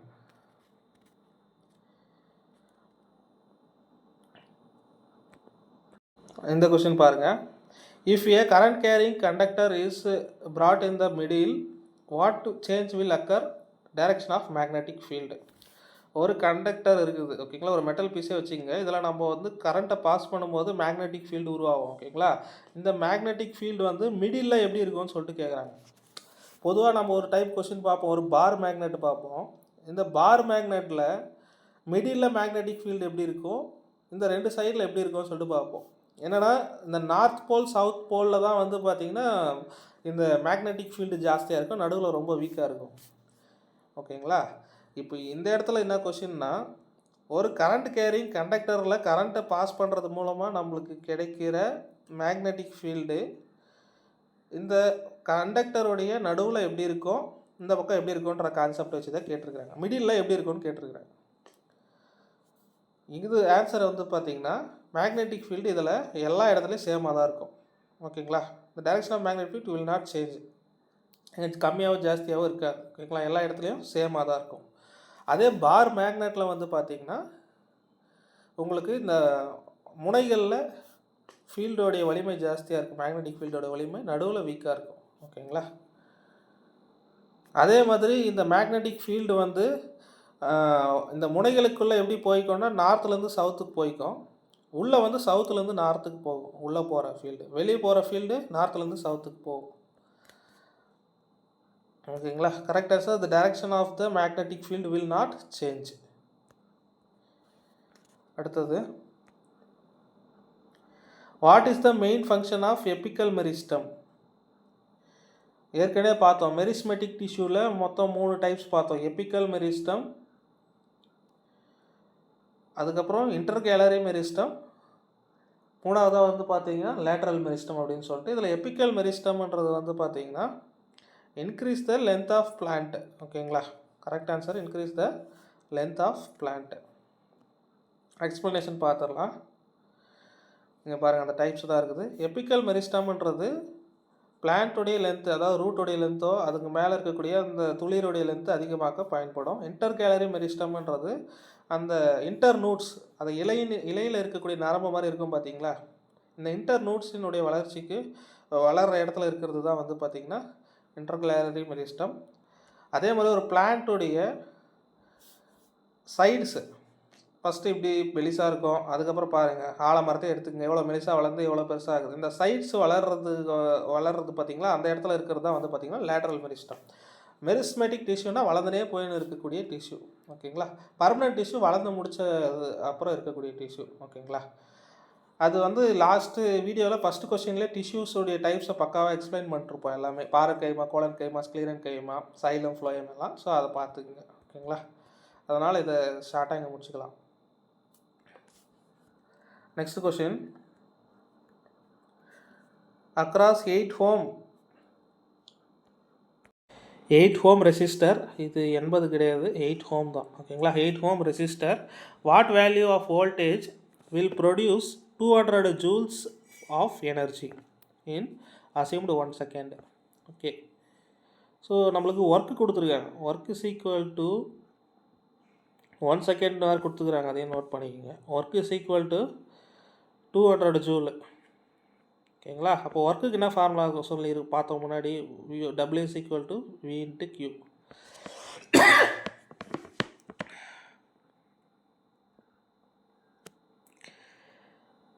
இப்போ இந்த Qன்றது வந்து நம்மளுக்கு 200, இருங்க ஒரு நிமிஷம், நம்மளுக்கு தேவை வந்து இந்த இடத்துல வோல்டேஜ் தேவைப்படுது. V is equal to IR, நம்மக்கிட்ட R இருக்குது, I மட்டும் தெரிஞ்சால் போதும். அப்போ ஐயை நம்ம எங்கே கண்டுபிடிக்கலாம்?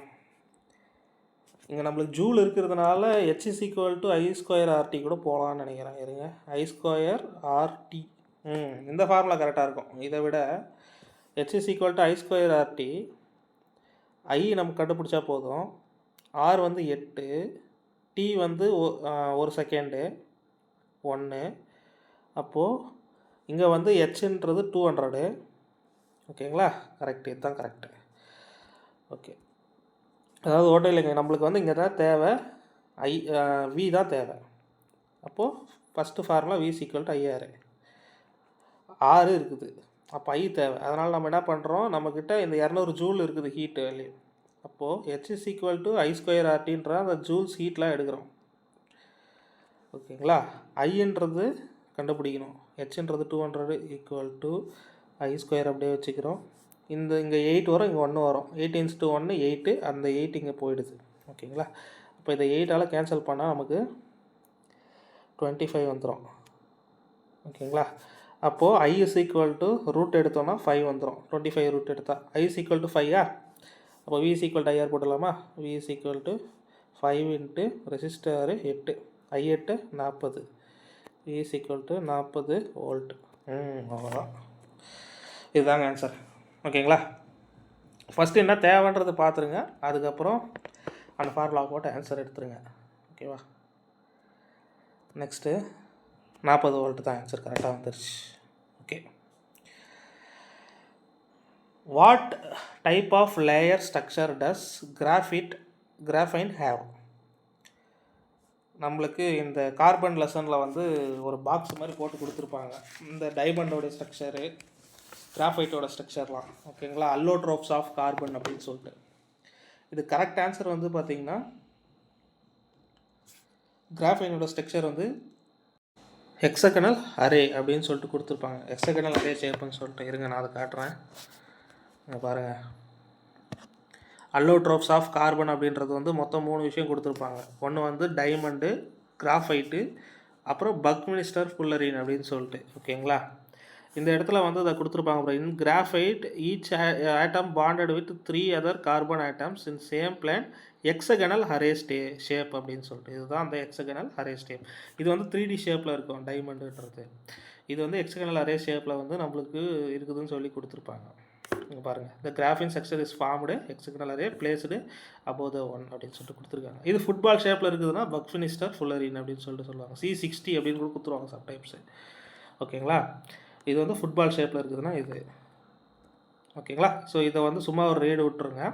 மேக்ஸிமம் இதுதான் கேட்பாங்க, ரொம்ப ரேராக. இப்போ இல்லை, போன வருஷம் கேட்ட கொஸ்டின் வந்து இந்த C60 ஃபுல்லரின் இருக்குது இல்லைங்களா, இதை கண்டுபிடிச்சது, இதை பண்ண ஒரு பேர் யூஎஸ் ஆர்கிசிஸ்ட் பக்மினிஸ்டர் ஃபுல்லரின். இதை கேட்டாங்க, வேறு ஒன்றும் கிடையாது.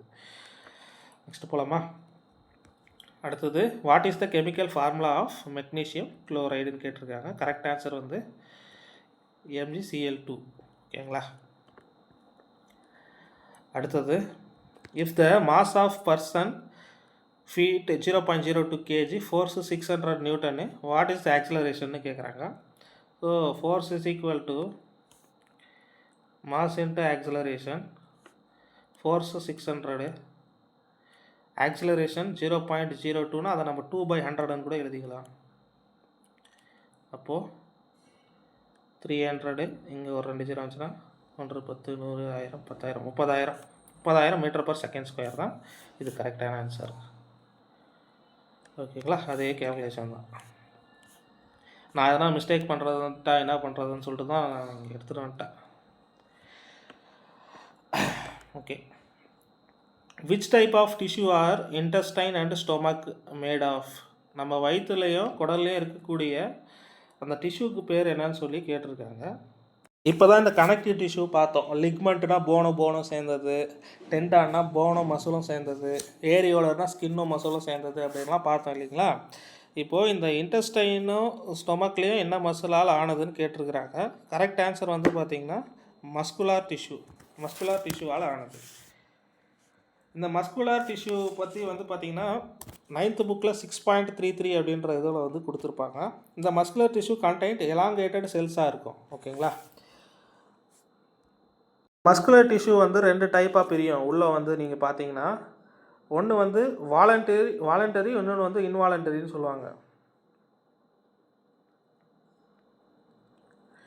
வாலண்டரி அப்படின்னா வந்து பார்த்திங்கன்னா நம்மளால் கட்டுப்படுத்த முடியும். எக்ஸாம்பிளுக்கு நம்ம கையை தூக்குறோம், கையை சுற்றுறோம், தலையை சுற்றுறோம். இப்போ இந்த இடத்துல இருக்கிற மசில்ஸ் எல்லாம் வந்து வாலண்டரியாக ஆக்டிவ் ஆகக்கூடியது. ஓகேங்களா. ஆனால் இந்த மஸ்குலர் டிஷ்யூஸ் எல்லாம் வந்து பார்த்திங்கன்னா இன்வாலண்டரியாக தான் இருக்கும். ஓகேங்களா. இப்போ ஏன்னா நம்ம குடலில் இருக்குது அப்படின்றாங்க, ஸ்டொமக்கில் இருக்குது, குடலில் இருக்குதுன்றாங்க. குடலில் வந்து நம்ம வேலையை நிறுத்த முடியாது. ஓகேங்களா. அது பாட்டுக்கு அது வேலையை செஞ்சுன்னு இருக்கும். அதே மாதிரி இந்த கார்டியாக் டிஷ்யூன்னு சொல்லுவாங்க பாருங்கள், இதயத்தில் இருக்குமே, அதுவுமே வந்து பார்த்திங்கன்னா ஒரு டைப் ஆஃப் மஸ்குலர் டிஷ்யூ தான். ஓகேங்களா. அது பாட்டுக்கு அது துடிச்சுனே தான் இருக்கும். அதை வந்து யாருமே கண்ட்ரோல் பண்ண முடியாது. உணவு குழலில் இருக்கிறது இது எல்லாமே வந்து பார்த்திங்கன்னா இன்வாலண்டரி மசில்ஸ் தான். ஓகேங்களா. வாலண்டரி மசில்ஸுன்றது நம்ம கைகளில், கால்களில், நம்ம இணைப்பு பகுதிகளில் இருக்கக்கூடியது தான் வந்து வாலண்டரி மசில்ஸ். அதை நம்மளால் கண்ட்ரோல் பண்ண முடியும். ஓகேங்களா. நர்வ்ஸ் டிஷ்யூ அப்படின்றது வந்து பார்த்திங்கன்னா உடம்புல ஒரு உணர்ச்சியை ஒரு தூண்டுதலை எலக்ட்ரிக் சைகைகளாக மாற்றி அதை வந்து மூளைக்கு அனுப்புறது தான் வந்து பார்த்திங்கன்னா நியூரான்ஸ்ன்னு சொல்லிட்டு சொல்லுவோம். ஓகேங்களா? அதுக்கு தான் நர்வ்ஸ் டிஷ்யூ வந்து உதவுது. நெக்ஸ்ட் போகலாம். இந்த டிஷ்யூஸை நல்லா படித்து வச்சுக்கோங்க. ஓகேங்களா? முக்கியமாக இந்த எபித்தீலியல் டிஷ்யூவோடைய டைப்ஸ் எல்லாம் பார்த்து வச்சுக்கோங்க. ஓகேங்களா? ஸ்குவாமஸ் எபித்தீலியம், காலமனார் எபித்தீலியம், இதெல்லாம் வரும்ல, கியூபாய்டல் எபித்தீலியம், இதெல்லாம் ஏற்கனவே நம்ம சொல்லியிருக்குது. நெக்ஸ்ட்டு வீடியோவில் நம்ம இது எதனா கொஷின் வந்துச்சுன்னா நம்ம அதை எக்ஸ்பிளைன் பண்ணிடலாம் டீட்டெயிலாக. ஓகேங்களா? நெக்ஸ்ட்டு ஸ்னெல்லால் எது வந்து கரெக்டு அப்படின்னு சொல்லி கேட்டிருக்கிறாங்க. கரெக்ட் ஆன்சர் வந்து பார்த்திங்கன்னா the incident ray, refracted ray and normal lie in same plane. ஓகேங்களா? படுகதிரும் சிதறல் அடையக்கூடிய கதிரும் எல்லாம் ஒரே பிளேனில் தான் அமையும்னு சொல்லி கொடுத்துருக்குறாங்க. ஓகேங்களா? இருக்குது பாருங்கள். படிகதிரும் அதனால் சிதறல் அடிக்கக்கூடிய எதுவும் அதுக்கு வரையக்கூடிய குத்துக்கூட எல்லாமே ஒரே தளத்தில் அமையும். இது வந்து first law of refraction. Second law of refraction வந்து பார்த்திங்கன்னா sin I by sin R equal to constant. ஓகேங்களா? நெக்ஸ்ட்டு ரூதர்ஃபோர்டு அட்டாமிக் மாடல் பற்றி கேட்டிருக்கிறாங்க. அதில் எது கரெக்டுன்னு கேட்டிருக்காங்க. நீங்கள் ஆன்சர் பண்ணிவிடுங்க, வீடியோ பாஸ் பண்ணி இதுக்கு என்னான்ட்டு நான் சொல்லிடுறேன். Electron revolve around the nucleus in the circular path orbits. இதுதான் வந்து கரெக்டு. அதாவது ரூதர்ஃபோர்டு கோல்டன் ஃபாயிலை வச்சு எக்ஸ்பெரிமெண்ட் பண்ணார். ஓகேங்களா?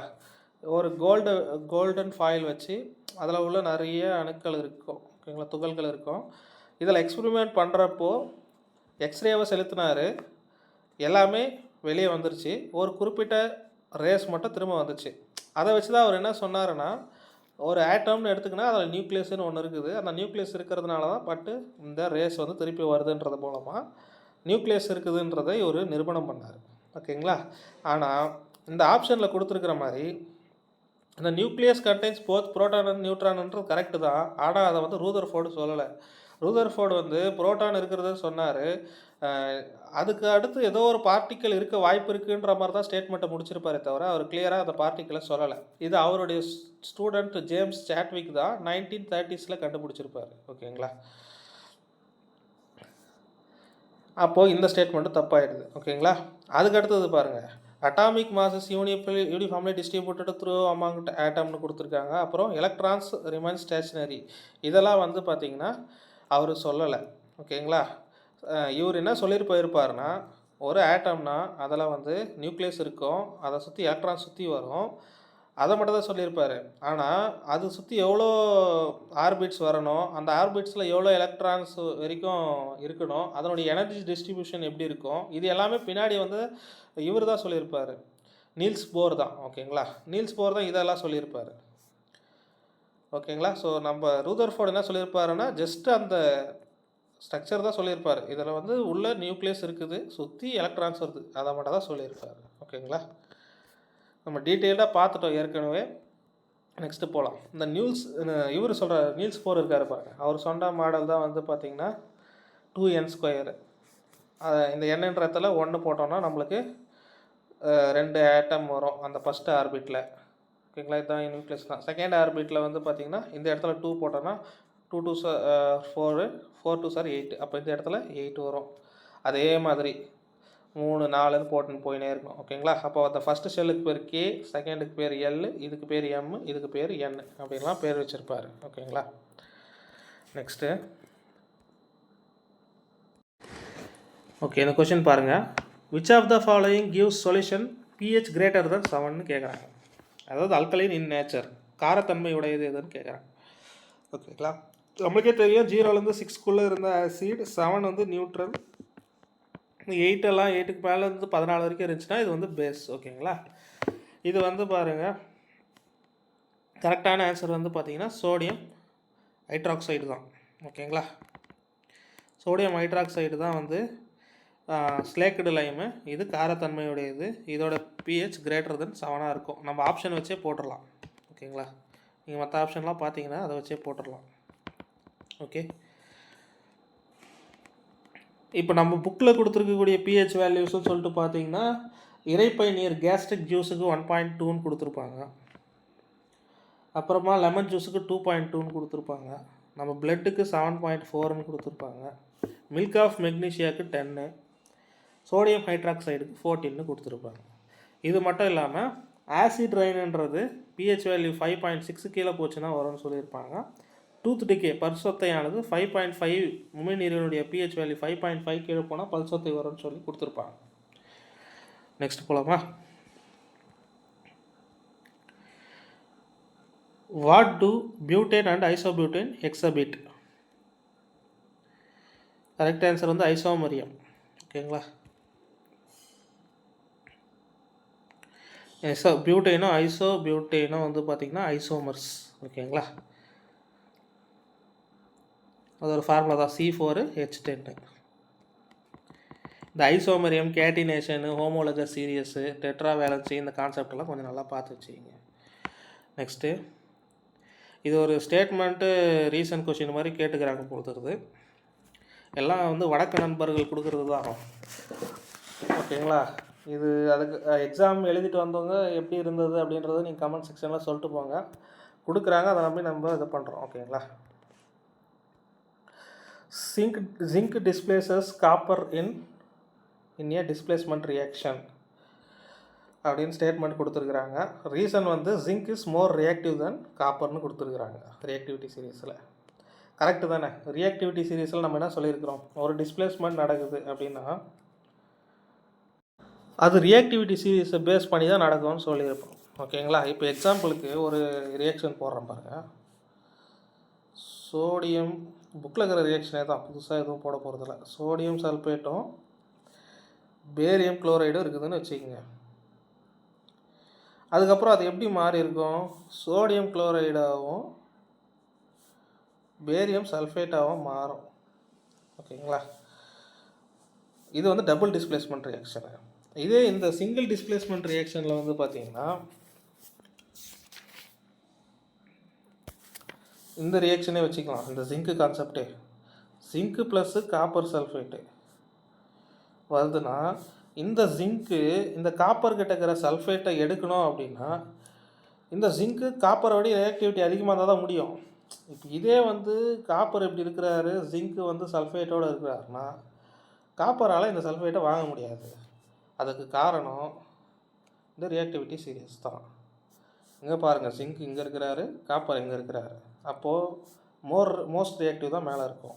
இப்போ ஃபஸ்ட்டில் பார்த்தோம் அந்த கொஷின் என்னென்னா, எப்படி ரியாக்டிவிட்டி சீரிஸ் எப்படி இருக்குன்னா ரியாக்டிவ்லேருந்து லெஸ் ரியாக்டிவ் நோக்கி தான் போகும். ஓகேங்களா? டிக்ரீஸ் ஆகினே போகும். அப்போது ஜிங்க் இங்கே இருக்கிறார் மோர் ரியாக்டிவில், காப்பர் இங்கே இருக்கிறார், இவர் ஜிங்க்கு கிட்டேருந்து எதையும் வாங்க முடியாது. அந்த கான்செப்ட் வச்சு தான் கொஸ்டின் கேட்டிருக்காங்க. ஓகேங்களா? So zinc displaces copper in displacement reaction correct தான். Zinc is more reactive then copper in reactivity series. இந்த மாதிரி ஒரு சில கொஷின்ஸ் கேட்டிருக்கிறாங்க. ஸ்டேட்மெண்ட்டையும் அந்த ரீசனையும் கரெக்டாக படித்து ஆன்சர் பண்ணுங்கள். ஓகேங்களா? ஓகே, இன்றைக்கி செஷனை என்னால் முடிஞ்ச அளவுக்கு உங்களுக்கு பெஸ்ட்டாக கொடுத்துருக்குறேன்னு நினைக்கிறேன். ஏதாவது டவுட்ஸ் இருந்துச்சுன்னா கமெண்ட் செக்ஷனில் சொல்லுங்கள். இந்த மாதிரி வீடியோ வந்து கொஞ்சம் லாஸ்ட்டாக ஒரு நாள் விட்டு ஒரு நாள் தான் கொடுத்துன்னு இருந்தேன். இதுக்கப்புறம் டெய்லி கொடுக்க நான் முயற்சி பண்ணுறேன். ஓகேங்களா? இந்த டேட்டு போட்டு அன்றைக்கி வந்தது அன்றைக்கே முடிச்சிடலாம். ஓகேங்களா? ஸோ ஆனால் ஒரு நாள் லேட்டாக தான் வரும். இன்றைக்கி இது வந்து 4ஆம் தேதி தான் நினைக்கிறேன். இன்றைக்கி தேதி 6. ஓகேங்களா? அந்த மாதிரி தான் வரும். 5ஆம் தேதி இது நாளைக்கு வரும். ஓகேங்களா? ஒரு நாள் தேவை நான் இந்த பிடிஎஃப்லாம் ரெடி பண்ணுறதுக்கு. ஓகேங்களா? ஓகே, வேறு எதுனா உங்களுக்கு டவுட்ஸ் இருந்தால் கமெண்ட் பண்ணுங்கள். ஃப்ரெண்ட்ஸுக்கெலாம் ஷேர் பண்ணி விடுங்க. நன்றி.